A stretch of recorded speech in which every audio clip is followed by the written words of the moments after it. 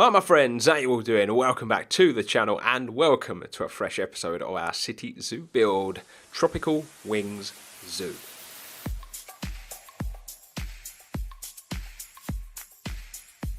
So here we are back at Tropical Wings, and it has been quite the wait. I should start by apologising. It's been about 5 weeks since the last episode. Obviously I was taking a break for the Christmas period, but unfortunately yours truly somehow contracted COVID over Christmas, and it's genuinely taken me about 3 weeks to recover from it. I just haven't really had the time or the energy to do any Planet Zoo. A lot of the stuff that's been going up on the channel was all stuff that was pre-recorded long before Christmas that I've just been piecing together. So unfortunately I've not really had a chance, but I managed to jump in this week and I have managed to smash out a brand new habitat. We're going to be taking a look at that today, my friends. What I want you to continue to do is get your comments in the comment section below. Let me know how you're enjoying the zoo. Let me know some of the improvements you might you might be adding, and be sure to go and join the Discord if you want to get involved a bit more as well, because I do give you sneak peeks at the habs that I'm building and the plans and the things that are going to be happening. But without further ado, let's jump in to Tropical Wings and our brand new habitat and animal. So here we are, we start at the entrance. I know I give it away with the thumbnail, I know I give it away with the title, but I start here every week, and it's going to be like this for the foreseeable, okay? So we're going to be jumping into a brand new area today. I know I was kind of umming and ahhing in last episode. I'll link that above just in case. I really should have linked that a little earlier. It was a planning episode, and I was kind of planning out the rest of Adventure Africa, and I was planning out a few other bits and bobs as well, because I think once Adventure Africa's finished, it's going to naturally kind of navigate towards a couple of the animals that I'd put forward. Now, I'm going to be honest with you, I sat and I procrastinated for hours on what I was going to do next. I was looking at Adventure Africa and I wasn't really sure what to do or how I was going to begin. The lions or even the rhinos, I didn't really know where to start. I jumped online, I started looking at loads of pictures. I nearly started the sea lions because I've got an amazing idea of what I'm going to do with them. And then I kind of was looking at it and I got completely overwhelmed at the amount of work and what it was going to take basically to get that done. Then I started looking at the animal list, and a few of them started to pop out of me, and a few of them started to pop out, and I thought, wow, these would go together quite nicely. And that's how I've stumbled upon the animal that we've done today. And that is what we're going to look at now, and it's the Babirusa. So we're going to just navigate our way round. So I haven't really touched any of the zoo other than the bit I've done. I did a little bit of work over here because I was starting to get this backlot area sorted because of where the rhino house and stuff was going to go. And then I gave up on it because I just didn't know what to do. So yeah, I've not really touched any of this. I've left these gates in. I quite like them. I know these were from our zoo tour episode, but I've kind of left them in because they make the zoo feel sort of finished to some degree. So we'll walk round this way even. Now what I am going to say is that the habitat itself is finito, but the surrounding areas aren't. And the reason they're not finished is because I'm going to be building out lots of animals in this area. And until I put certain animals in, there's no point me trying to like finish off guest pathways and decorating certain areas, because it's kind of one of those things where I could end up deleting it if I need more space, or I could end up, building something different. So a lot of the guest sort of path areas are not finished, but the main hab itself is. So where we're building this, gang, is we're going to be coming up this way, past the old Dabra Tortoise house, past the end of Primates of Africa. We then come up to these service gates, don't we, that we'd put in a long time ago. These are going to go off into all sorts of animals. That's why they are quite big, and we wanted larger vehicles to be able to get through, and there be a nice piece of space for said vehicles. So this little section here, we're going to be leaving this completely open, and it might sound crazy to do that because it just seems like a big empty space, but we want our vehicles to have the ability to drive through here. There's a bit of space here. We could potentially put like a nice little ice cream stand or just something just to kind of, fill the gap in, or even a nice little fountain or whatnot. But as you can see, I've started putting all the planting in. I've even put together a brand new looking wayfinder. I think this is slightly different to what we had before, but I think that we can combine the two because it's really difficult to get everything on the other ones. So if we can do a combination of wayfinders, I think it'll help us a lot. Obviously more seating and, trash cans and whatnot. And as you can see, these are all finished off. We've capped the end there, and I am going to be capping the end there. Now, I'm going to be talking to you extensively about this area in the what's coming next, because I think I'm probably going to take a break from Adventure Africa. I'm really not ready to do the sea lions and all of the water area. I know I keep saying that, I'm like a broken record. So instead, I think what I'm going to do is work on this area. And this is going to be an Indonesian sort of Asian inspired area. There's lots of animals that I have on my list for this zoo that are from that part of the world, and there's one species in particular that can cohabit with a couple of species, and I really feel like this could be an incredible opportunity to make something really cool in this area. And I'm going to be talking to you after we've looked at this habitat about what's going to be happening next, which I hope will happen over the next 3 or 4 episodes, but we'll see what happens, because we all know what I'm like. I start building areas out and then I get a bit bored and I want to go and work on something else. It's happened with Adventure Africa, as we've all seen. That was what you were promised was going to happen next, and it's not, because instead I came up with this idea. So, first things first, you're probably going to notice the foliage is slightly changed. Obviously, we're trying to keep with the foliage that's going to grow in a temperate environment and is going to deal with the harsh winters of the UK, as this is a UK-based zoo. But things like bamboos and stuff like that, they're going to be fine. Birches and small bushes and whatnot, they're going to be okay. So I want to go with bamboo and stuff in this area because that's foliage we're going to find in this area of the world. We want to give it that slight tropical feel as well because of the habitat that we're going for, but at the same time keep with the realism because this has got to survive 12 months a year in the UK. We get about 3 months of sunshine. We're not that lucky in this country, unfortunately. So yeah, that's what I've started to do. So you're going to see there's a big pile of foliage over there, and it's all the stuff that I'm going to be using to kind of bed out all the areas for our guests and whatnot.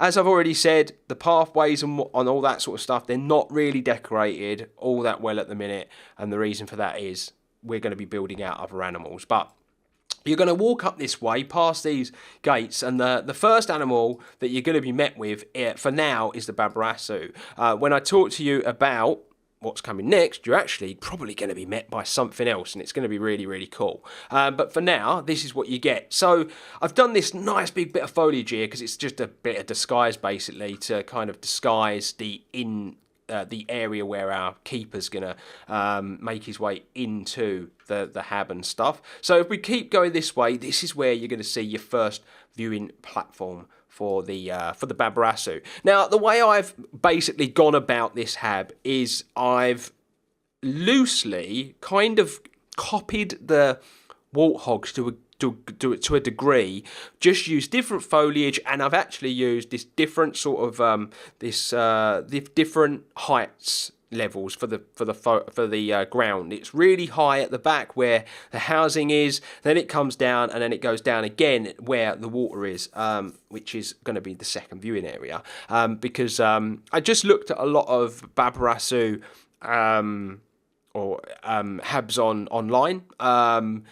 And a lot of them were a mix of, heavily grassed sort of areas with a water pool to kind of separate guests from the animals. Then there was others that were like, they actually had glass viewing sections, so obviously to protect guests and the animal, but it was almost like an up close and personal. And then there was lots like how I've done it, where it was like a sunken hab with the viewing sections and quite a lot of area. And a lot of them did have quite a lot of land area for these animals to kind of roam and forage. So I've built a relatively big hab, but I like the fact it's a bit bigger because we've got so much space in this zoo that we're going to have to try and use up, that I don't think we're gonna.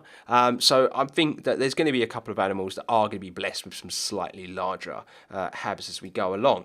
So yeah, this is the first viewing area, my friends. Now I've done a mix of real heavy mud and grass. Now lots of people are going to hammer me and say, but they would dig it up because they're a pig and that's what they're known for. They use their tusk to forage, blah, blah, blah, blah, blah. I use this instead of the long grass in the game because I think it looks better. So this isn't like a bush. This isn't like a bush type plant that they would, you know, pull out at the root or whatnot. I'm not going to say they wouldn't dig the grass up, but this is more of a heavily grassed area rather than kind of bushes. So that's what you got to use your imagination for. And so the back area of it is like heavily kind of fielded and grassed. And obviously you've got the bits where they walk, where it's worn down a bit. And then it comes down into the front where it's more of a heavier mud, where their wallows and stuff are. And then at the front, there's the water, which would make that area slightly softer and more clayey anyway, and claggy. So that's kind of the way that I've done the hab for these guys. Now, I've never done a hab for these, and I didn't really know what they look like in the game either. I've seen them in zoos and whatnot, and I've obviously seen photos of them. They are a strange-looking animal, but they're really cool, and I think they're going to add some really nice character to this area. And I know we've already got the warthogs in Adventure Africa, and we're just adding another like pig, so to speak, but I think it's nice. Like, we had them on the list, and I just think they're a nice starting point for this area because there's going to be, I think, some very exciting animals, you know, when I start filling this all out.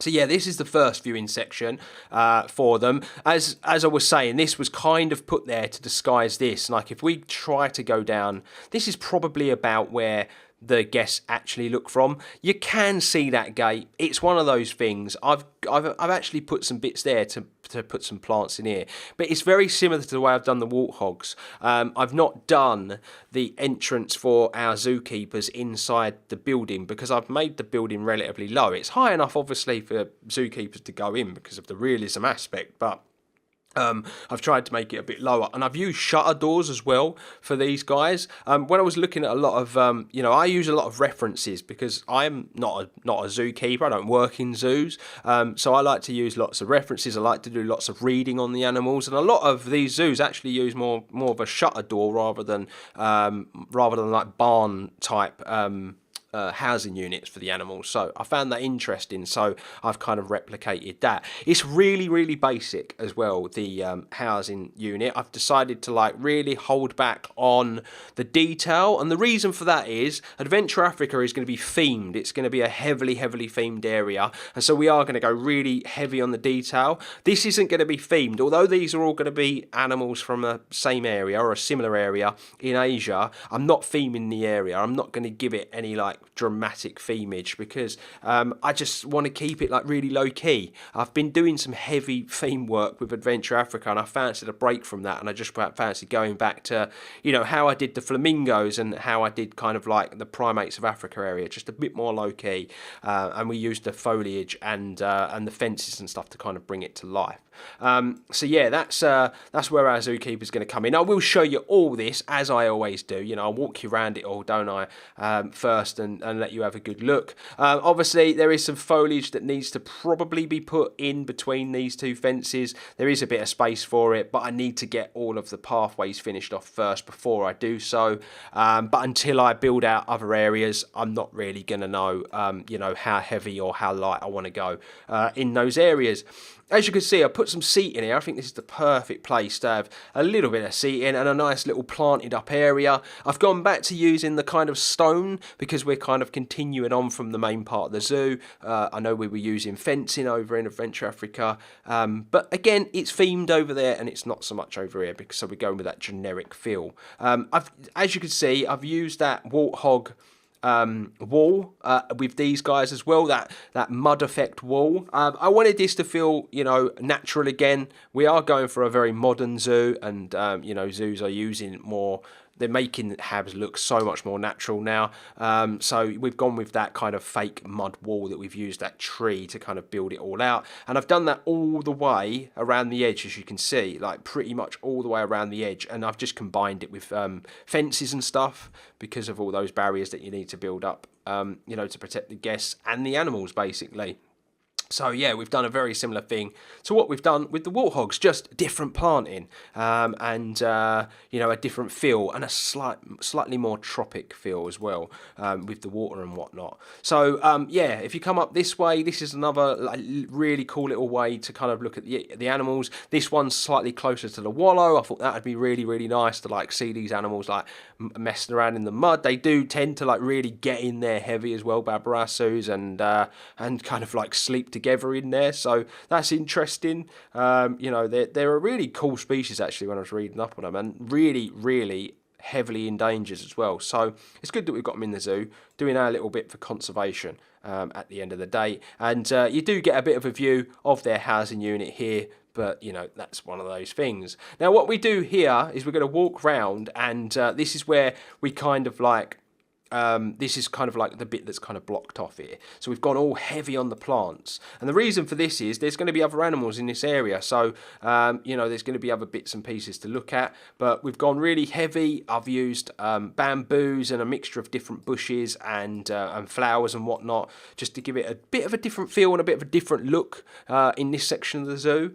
And then we come round here and we come to our second viewing section. And again, the pathway, none of it's finished, gang, because I'm still doing the work. I'm still really working away on it. Now this side, this viewing area, you get a really good look at the pool. Now there weren't really any need to have water like I've got it, but from what I was reading, they do like to have a little wallow about in water and whatnot. Nothing too deep, but they do. And there is a deeper section here. You can see there's a little drop there. There's a deeper section there, but that's just because we've got this waterfall basically. And as you can see, it is obviously very much man-made, the waterfall, so we've gone with that mudded system, some rocks at the top, and then there is a bit of concrete that's showing, and we've got the plants and whatnot over the top. And we've gone again with the same configuration with the fences. So we've gone with that heavy kind of like logged fence, which is the protector. We've got these protection ones to stop them from pulling out any of the decorative plants.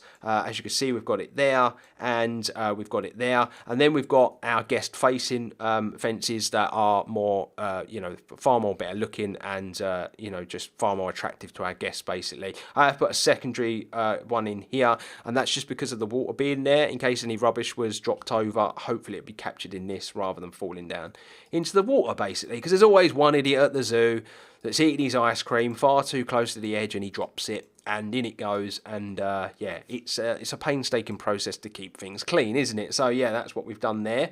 So yeah, you get a really nice view of the water here. As you can see, there's a couple of ways that they can get in, and again, I've kind of like nicked a lot of ideas from the warthogs. We've used that kind of muddy, claggy look, the walk in to the into the water area.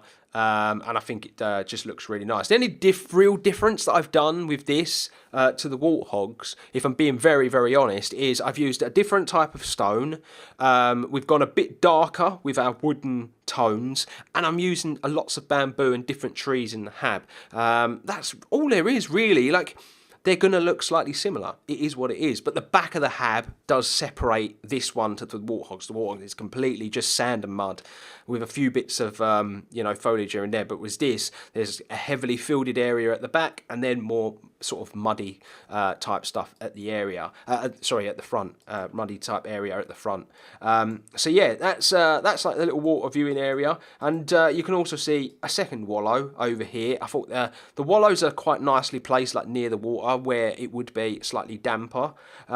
So yeah, and then you go this way, and it's a bit of a nothing part here. Now I'm thinking of putting like a little sort of rest area here. That's why I've kind of put this, just put this in here, put this fence here, but I'm thinking of putting like a little rest area, basically, similar to what we've done in the past, with just like a few little benches and whatnot, where our guests could take like a load off, basically, before they carry on, because we haven't got any transport in this zoo, and I'm starting to think that maybe we need it, because it is a large zoo, and although realistically you wouldn't be putting that sort of thing in maybe in a small city zoo, we might have to just throw it in, basically, just because the game needs it, because it helps the guests get around. So we might have to think about that at a later date.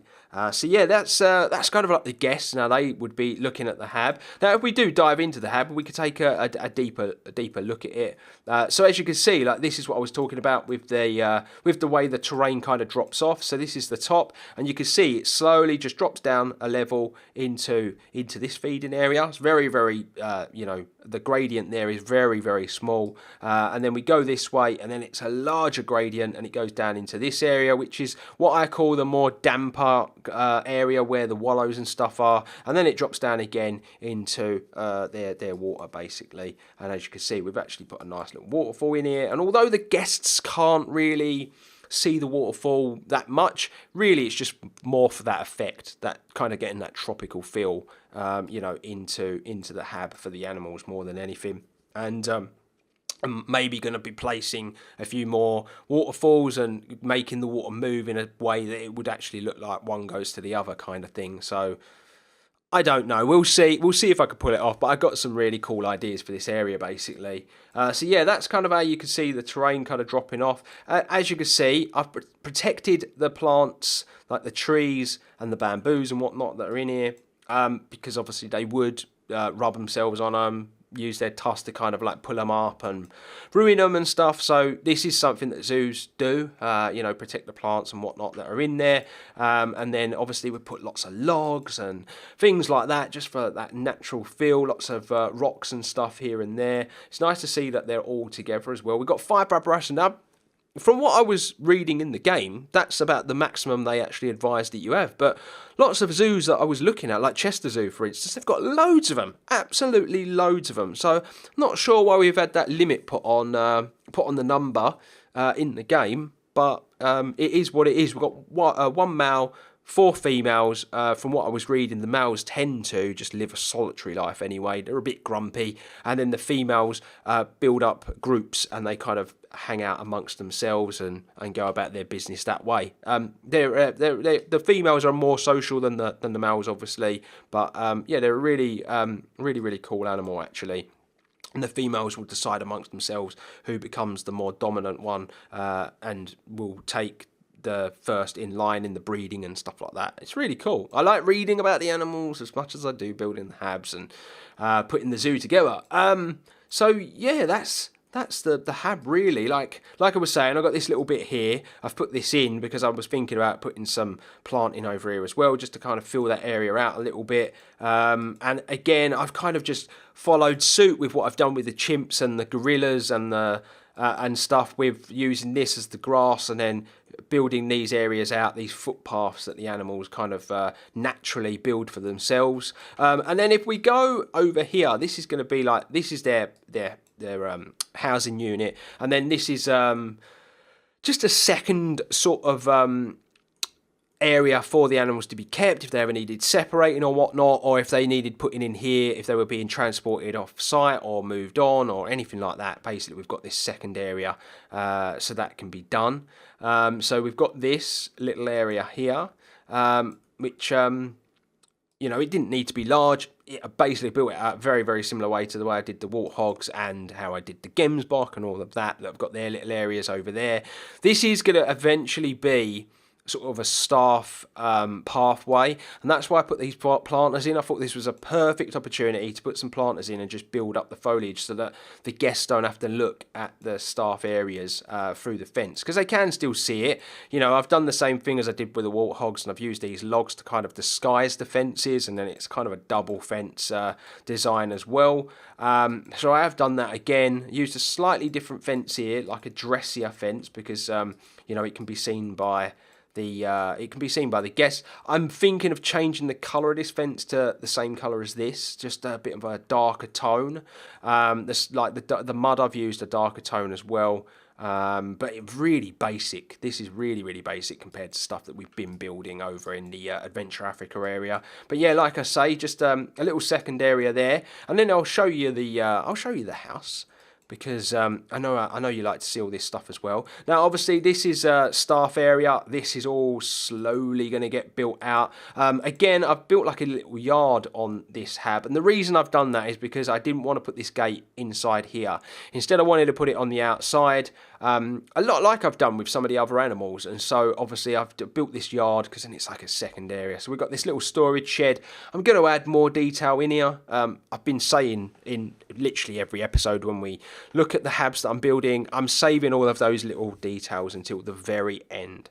I basically want to build this zoo out as much as I can. We all know what a tax this can take on any PC, even a good PC. This game is very heavy on the CPU, so keep the pieces down as much as we can while we're building the zoo out, and then when we feel like we're nearing the end of this project, which I imagine is very, very far away, I've got so many animals still yet to build for, then we'll start adding all these little bits in. But there is like a little yard there, and then we go this way and we go inside inside the animals' housing. Now, I've done it very similar to how I did the warthogs.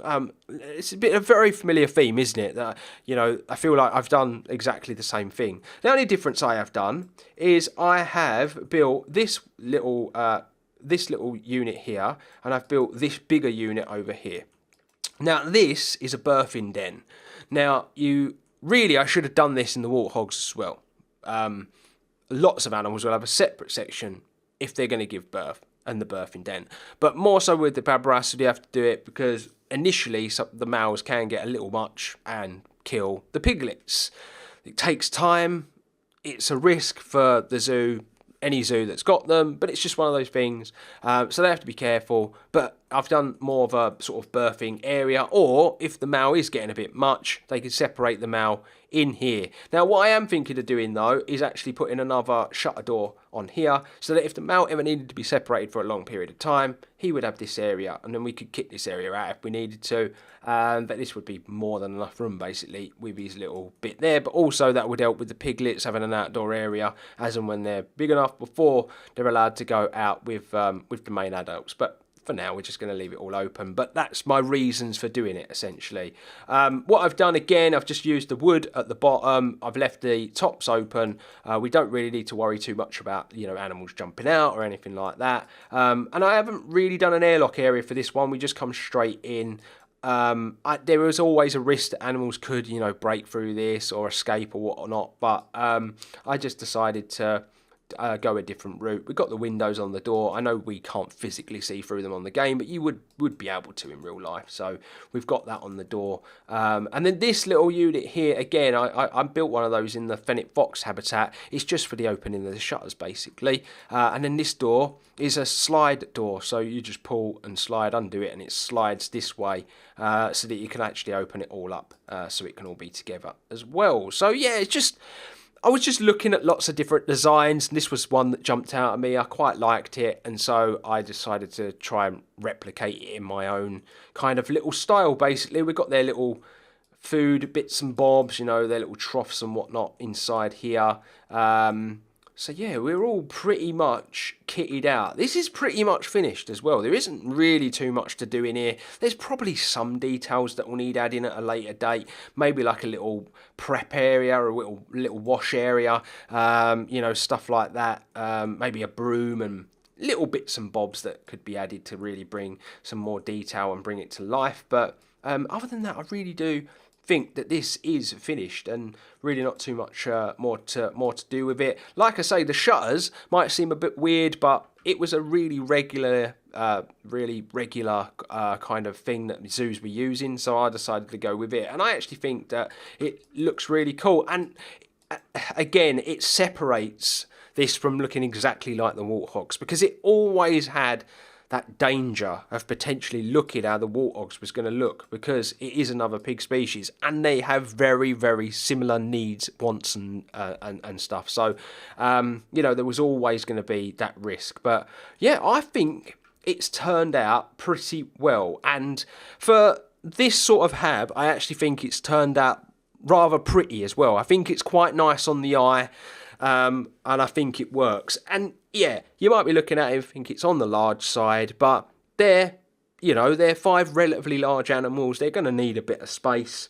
They're going to want their own room, and so that's why I kind of built it out a bit more. But yeah, let me know what you make of it, gang. Let me know what you make of it in the comment section below. You know, is there anything you'd change? Is there anything you would have done differently? Yeah, be sure to let me know. But now I've shown you this, we're going to move on and we're going to talk about what you can expect to come next. Right, gang, let's talk about potentially what's going to happen over the next few episodes, actually, because I'm kind of inspired at the minute. I'm kind of inspired to work on this area. Really enjoyed putting this Babirusa habitat together. Slightly different to other stuff in the zoo. It's another, what's nice about this hab as well is it's another outdoor, heavily outdoor hab. The housing unit, when you look at it compared to primates of Africa, is very small as well, isn't it? It looks lost there, but you know, the primates of Africa is no joke. It houses a lot of animals and it needing all that space. And it's more of an experience, isn't it, at the end of the day as well. Scale is something really difficult to hammer on this game. It's just one of those things, you know, you think this has only got lizards in it, it looks larger, but it's like that because it's all indoors and it's all intricate, the same with this. So yeah, it's one of those things, gang. Scale is something that's hard to get right, but I feel like it's all right. It doesn't look too lost there. But anyway, enough of that nonsense. Let's talk about what we're going to do. So like I was saying, I'm inspired by this area. I'm inspired by the potential animals that we're going to do and the sort of work that I'm going to be putting together. Now, the next few animals that you can expect are going to be the sun bear, the Malayan tapir, the Komodo dragons, and the binturong. I hope I'm saying that right. I think I am. They're going to be the next few animals that I'm going to build. Because when I was looking, they're all from this bit of the world. They're all from Southeast Asia and, in particular, Indonesia. Different islands in Indonesia. Komodo is an island in Indonesia at the end of the day, where the Komodo dragons are from, and all the others are kind of scattered around kind of that area as well. So it makes sense. And when I was looking at these animals as well, I found references of tapir sharing habs with Babirusa, and I nearly did that, but then I thought, no, I want to keep that. I want to keep the tapirs separate. If anything, that hab I've just built actually would be perfect for the tapirs because of the little pool and stuff. But I wanted to keep them separate. But I actually see examples of that where they kept those two species together. I also found examples. This one's really interesting to me. I found examples of binturong sharing habs with tapir and sun bears, which is crazy, but it's something that zoos have done. And the hab where the binturong and the sun bears shared was a really cool hab as well. I really liked it. And so it started to inspire me in that maybe, just maybe, we could make our binturong kind of share habs with the sun bear and potentially the tapir as well. Now, the binturong are going to have their own hab, but they might have little walkways and platforms inside the other habitats. And I'm going to kind of try to explain this the best way I can. And then we're going to be building a completely separate Komodo dragon hab, and I'm going to call it Komodo Kingdom. And it's going to be kind of like a big kind of house, indoor, an indoor kind of habitat, where you'll be able to look at them, and it's going to be set up on a hill basically as well, and I'm going to basically loosely tell you where these are going to go now. So what I'm going to do is here I'm probably going to put a binturong house. Now I really wanted to step away from doing too many houses, but the thing with the binturong is a lot of what I've seen of that animal is they have an indoor viewing house, and then they might have some outdoor stuff. I know that Eben Zwed, he created a really cool binturong habitat based off of one that he'd seen, where it's like a platform that kind of walks through the trees, and then it was like a very deep hab that they were kept inside, and then the little walkways, though, they went up to an area where they talked about the animal. Now, I'm not going to be doing that, but from what I've seen, it's a really popular thing to do. So they always have kind of an area that's potentially sort of indoors or kind of like a caged kind of area. Now, we're not going to do that. We're going to do a house. We're going to do an indoor house for the binturong. And that's going to be probably there, gang. Probably going to be here. Now, I'd imagine the path is literally going to go in here. And I might do it so that it goes in and out. So it kind of goes in, so it's got an entrance and an exit, rather than the entrance and exit being the same thing, like the Fennec Fox. Fennec Fox house, literally in and out the same door. What I'm thinking of doing with this is going in and around and out. And I might use the smaller 3 metre path and use that trick, basically, the 3 metre path trick, so we can walk the guests around, but the path is thinner so that we don't have to end up creating this massive house. So that's what I'm thinking about doing for that. And then we would obviously have their off-site kind of like sleeping areas, and where vets and where zookeepers and whatnot can keep an eye on them. So we'd have their backstage stuff basically off the back there, probably a walkway to get to it. Now, as well as their house, then what I'm actually thinking of doing is, this is why I've left this area here open, is I might have a little kind of walkway, similar to what we did with the mandrills. It'll go above the path. Probably won't need to be as heavy duty with the worrying about you know, putting a cage all the way over the top and all that stuff. We could probably just walk them out, and we just do something so that we protect them from getting up on the roof and whatnot. But we'll walk them out to a circular thing here, and it literally, what I'm thinking about doing is the bottom of it I'm going to fill with water, and I might do like a little like low-key kind of like water feature at the bottom, maybe put some like nice lilies and stuff like that in, and then we'll go up with a big pole, and there'll be a platform basically that they'll be able to access. So you'll just be able to see them on the platform, and then off of that one we would go this way. We'd probably go this way with it, and then there'd be another platform that would sit potentially inside the sun bears or the tapirs. I'm not sure which animal I'm going to do next after the binturong house, but we'd have another platform over here. So you'd be able to see them indoors, but you'd also be able to see them on these platforms, and one of the platforms would sit inside other habs. Which I think would just be a really cool idea. And if we do it with the sun bears, that platform, if we're clever about it, we could make that platform go to an area that the sun bears can't access, but the binturongs can, but it makes it look like they're in with the sun bears, if that makes sense. So it'd be a similar, actually think about it, similar to how the mandrills and the gorillas are, where they're separated by that high section. We could do something similar with the sun bears and the binturongs, only the sun bear hab I'm going to do completely outdoors. I'm not going to do an indoor viewing area for them. I'm just going to do a big outdoor area that I think I'm going to start really high at the back and then come down and finish low at the front. I think that's how I'm going to do the sun bears, and then there'll be like a viewing area for you to look at them. So I would imagine the binturong are going to be there. If we did do the sun bears, if we like wanted them to access the sun bears would probably be next. And then what I'm going to do is then the tapirs, I'd probably bring the tapirs around this way, over here. Now, with the tapirs, I am going to do an indoor viewing area, but it's just going to be like a splash pool type thing. I've seen, I can't remember which zoo it was, but I was looking at references, and there was this really cool kind of like area where they could come indoors, they could chill, but it was like a pooled area, so they could come in and they could go in there, so that if they wanted to get away from the heavy amounts of guests outside, they could go in there, and there might be a few guests inside the house kind of looking, but it's just an up close and personal look basically at them.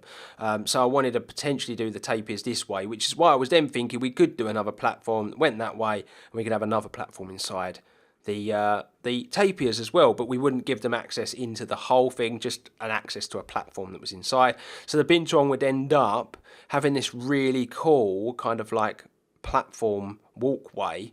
Whether or not it would work where the game's concerned, I don't know if they would end up walking all the way over there. You have to put items on top to force the animals to do so, but if we can make it work, I think it would be really, really cool. So then the tapir would be there, sun bear, binturong, so they would kind of form a sort of semicircle from here to bring the animals around there. Like, they're going to take up more room. They're probably going to come all the way back here, like when you think about all the habs and whatnot, when they're all filled in. And then obviously we're going with our Indian elephants here, so I think it's just a nice thing to do, is you see all these animals, and then we'll probably, after the tapir, and where the Komodos are going to go, we'll have a little pathway that goes through into said area, and we could have a restaurant and whatnot over here, because we're going to need something, because it's the last eatery that we've got, really, so we are going to need something over here. So then what I'm thinking of doing as well is I might put some toilets back here, and I said I was going to do like a little seated area, and then here I am going to be doing kind of a pathway that's going to slowly go up a hill. It's going to snake its way up this hill, and then at the top of the hill, which I would imagine is going to be about here, so I'm not sure how high up I'm going to go, but at the top of the hill I'm going to build this big Komodo kingdom. So basically it's going to be this indoor experience, basically, where you're going to be able to walk around and see the Komodos. We're going to have a big glass section in the middle, that I'm going to build this glass. I'm hoping I can do it. I'm going to build this glass cylinder like in the middle. We're going to put loads of plants and whatnot in it, and essentially it's going to mimic a hummingbird habitat, basically. We're going to put that in the middle, and then around the outsides, where the main bit of the building is, it's going to be all glass windows and whatnot, and you'll be able to look into the Komodo kingdom, basically, and see the Komodos, and then off the back of it we'll do all of their housing, but it's going to sit on top of a hill. And the reason I want to do this is because if you look out this way, say you had your hill here, if you look out this way, you can see the tips of the gorillas, and you can also see the climbing frame for the chimpanzees. And I just think it would be really cool, and I know you can't see it like really clear, but it's just something cool to see, isn't it, in the distance. And then if you look this way as well, you kind of get to see over into Adventure Africa. You can see the tops of the restaurant, and there's going to be lots of animals and whatnot here, so it might just be cool on top of the hill. I know lots of foliage is going to get put in because you want to disguise all these ugly staff buildings and whatnot, but it might just be a really cool vista viewpoint as well as a really cool experience. And so that, my friends, in a really long-winded way, is what we're going to be working at next. And so this area is going to transform, and we're slowly going to build the zoo out a bit here, which is going to be really cool. Because what I want to do, basically, is I want to build out, so if you take that line there, I want to build out to the tunnel, and I want to build all this out. And I want to build all this area out, so this is all filled in before I move on. So basically, what I'm essentially saying is we're going to work on this Southeast Asia idea. We're going to have our elephants. We're going to have all this Adventure Africa area, and it's going to look really cool. And then once all this is done, then I might feel confident enough that I know what I'm doing, and we can start the little water world. But you got to remember, gang, we've still got all of this room, and I just don't know if we're going to use it all. I really don't. Because I build for realism, I don't build massive habs. I don't build these silly habs that are just ridiculously big and that way too big than they need to be. So I just don't know if we're going to end up using all this. There's lots of animals on the list though still that we need to build for. So you never know. There's a chance that we can still use all that space. And so there you have it. We're done for another episode of Tropical Wings Zoo. I'm going to leave you up with the cinematics of the Babirusa. Like I've already said, be sure to let me know in the comment section below what you've made of today's episode, the brand new hab and my choice of animal. Let me know on your ideas on what is going to be coming next over the next few episodes. Are you excited about it? I know some people didn't really want me to take a break from Adventure Africa, but from a builder's perspective, sometimes it helps. So do let me know what you're making of it, my friends. It's very much appreciated by me. Also, just bring your attention to the description box.